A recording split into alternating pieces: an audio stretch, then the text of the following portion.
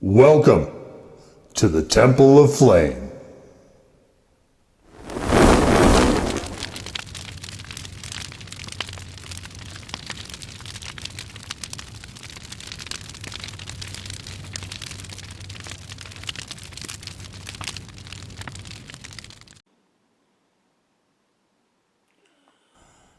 And today, faithful acolytes, we take a look at this.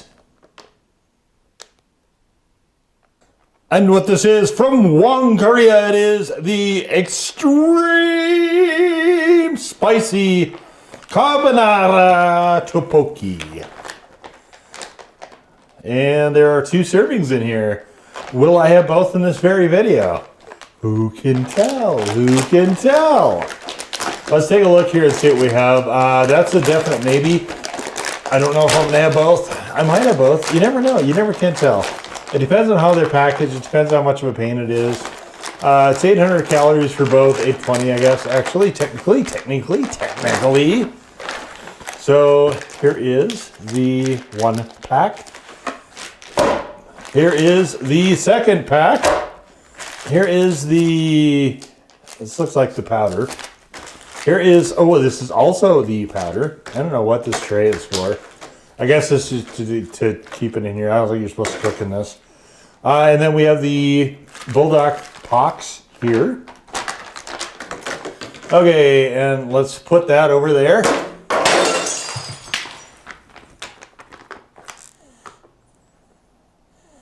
Okay, so we rinse in water and drain the water.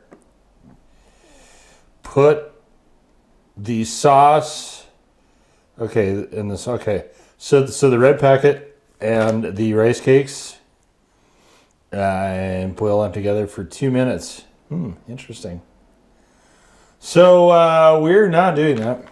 We are going to, I think what I'm going to do is I'm going to boil some water in the microwave and pour it on these and let it sit in there for like 5 minutes. That's what I think I'm going to do. And we'll see how that goes. I don't like to dirty up pots and crap on the... I mean, you know, I'm not looking... I'm not looking to work myself into a job. You know what I'm saying, kiddies. Alrighty here. Where is the sauce? The sauce. Where the sauce? Oh, there it is.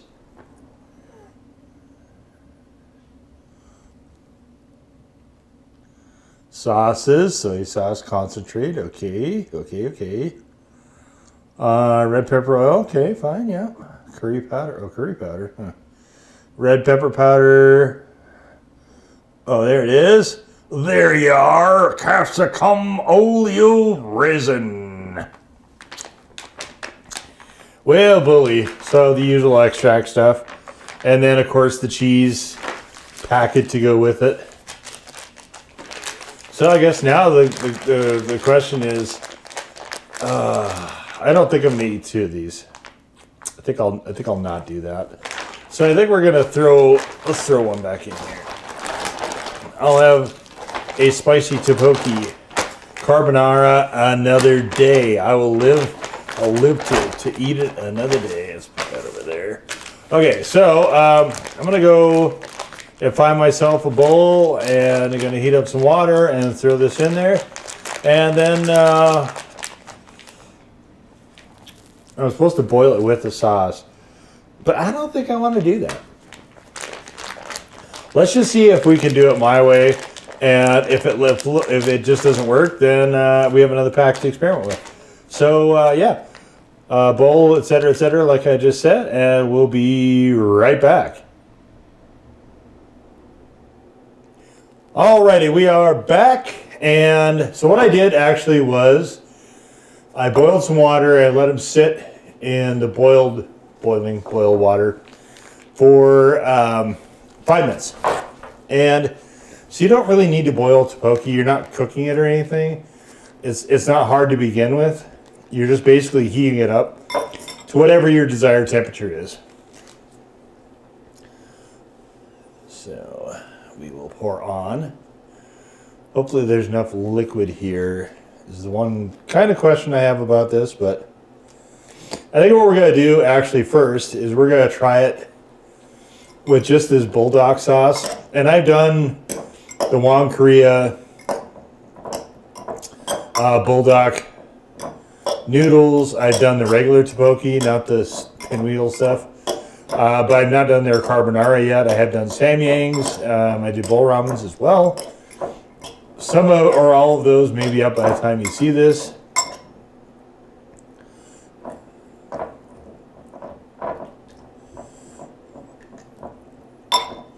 So we'll see how this goes. All right, let's start with this one.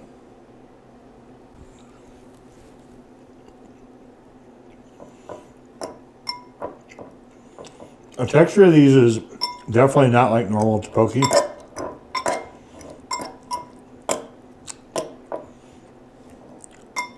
It's a bit grainier.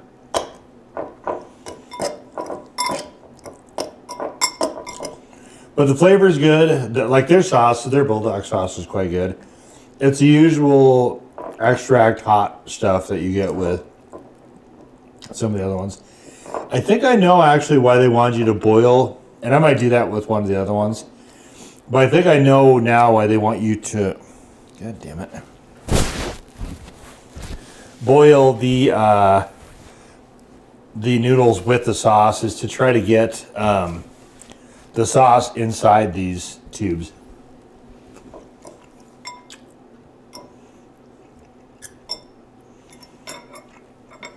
That one was closer to normal. So probably consistency would be a little bit better.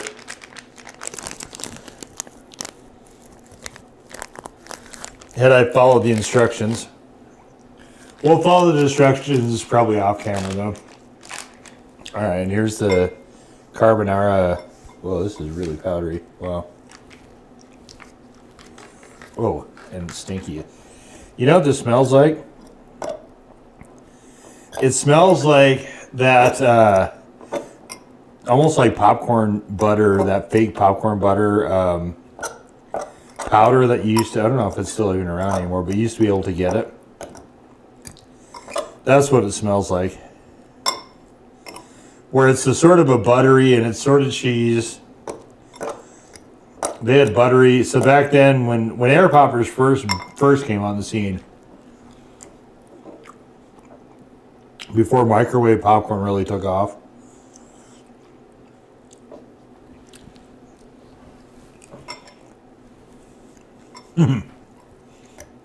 some of these are cooked exactly right. Some of these are still a little hard. Anyway,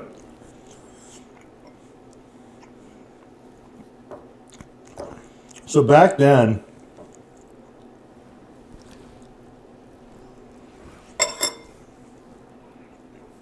people put oil in a pan and then, you know, cook popcorn that way.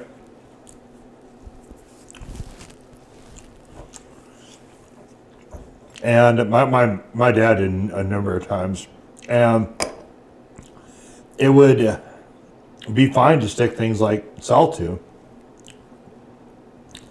That's usually what I think he would do. Occasionally he'd melt butter and put that on there, but not very often. I don't think he liked the way it sogged out the popcorn. Anyway. The air fryers come out. Air fryers. The air poppers come out. And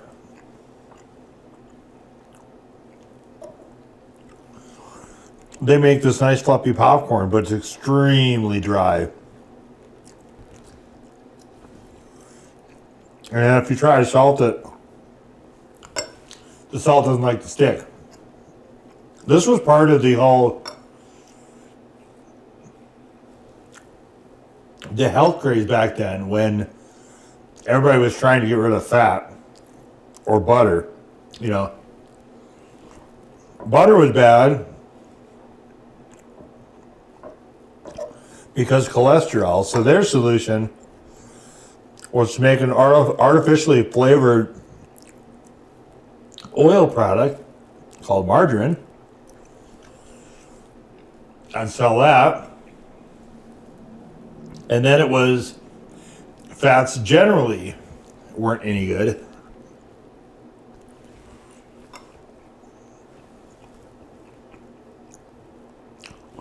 So anyway, all these air poppers came out, and people discovered that plain, unflavored, dry popcorn is not very good.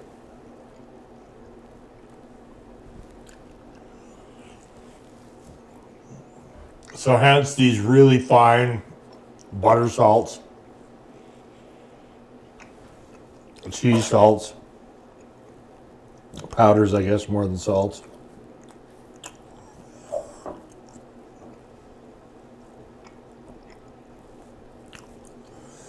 I think there's still some of those probably out there somewhere.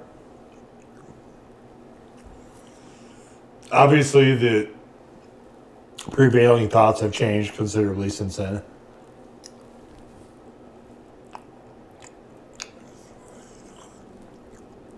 But this cheese powder that's in here is a pretty close to a dead ringer for that.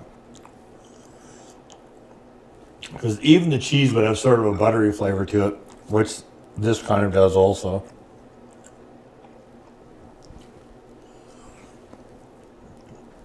Not one of the better carbonaras I've had.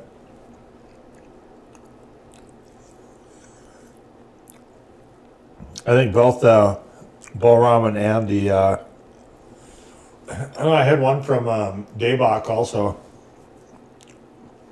This is better than that. The Daybach cheese ghost pepper ramen was just pretty much hot ass, but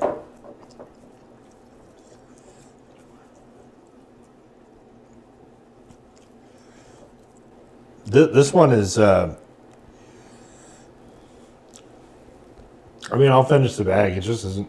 I don't really like what they did with the carbonara here.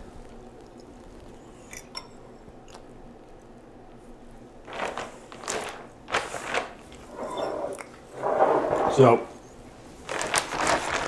I think their Bulldog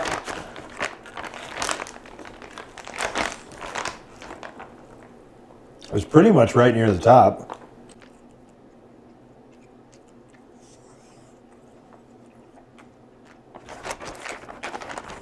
It's really quite good. I enjoyed the Topokki. I enjoyed the... I think they had an udon possibly also. That was good. But this cheese powdery business is just... I never enjoyed those powders. Those popcorn powders. And I don't enjoy whatever this is. I'm just looking here real quick to see if there is butter in it. A lot of oil. I think in a lot of ways it suggests to me that they don't know what carbonara is supposed to taste like. And this ready in 2 to 3 minutes. Well, I mean, is it though? Because if you start with water and then have to boil the water, it's 2 to 3 minutes of boiling, not counting stirring in the packets and stuff. 2 to 3 minutes I don't think is true. And are you really going to eat something that was just at boiling temperature? I'm not. Okay, so realistically, this is... I think the carbonaras in this sort of spicy Korean noodle flavoring stuff, super hit or miss. I think the samgyangs are good. The bowl ramen, like I said, was fine. The daebak I did not like. This one is not as bad as the daebak. That is still easily the worst that I've had. But this is second worst. Man, I wouldn't say it was a total pitch battle for worst, but sometimes you get nostalgia bumps that you would prefer not to have, and that cheese powder, I would say, would qualify in my regard. So, but yeah, these are interesting topokkis. They're not the usual solid forms that most of the other ones are. This one has got these kind of wagon wheel spiral things, which is interesting. I mean, flavor-wise, when you actually cook them into the right softness, there's not really a difference, but it's kind of like, a lot of the macaroni and cheese shapes. I prefer spirals just because I like that shape, and I don't like the elbow macaroni shape. But in terms of a practical difference, realistically, there isn't any. It's just pasta. And this is essentially just it's just topokki. It's just tteokbokki. So,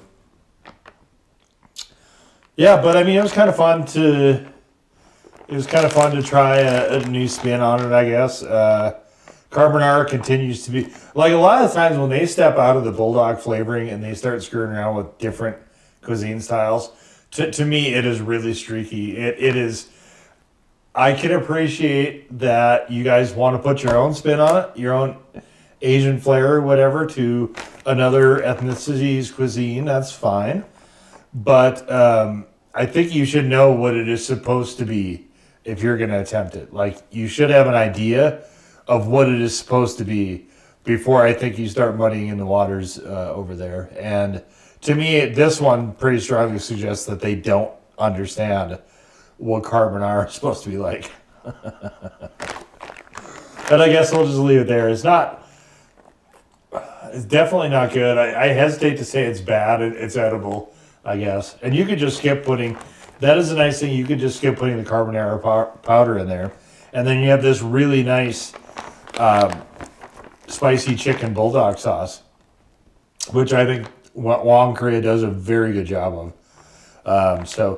Heat-wise, it's a legit one. Again, they're using extracts to get to the heat, so I think it is. So if you want to be, it's a lower legit one, if that makes any sense when you put the carbonara in there, because you get sort of a muting effect. If you want to just have it, it's nice that they have 2 packets, though. You could try one with this nonsense carbonara in there. You can have one without. I think that's good. The one without is definitely going to be a little bit hotter, so it sounds weird, but that's actually, I think, what my recommendation would be for this. And we'll just leave it there. So that was the Wang Korea. It's not extremely spicy. It's not.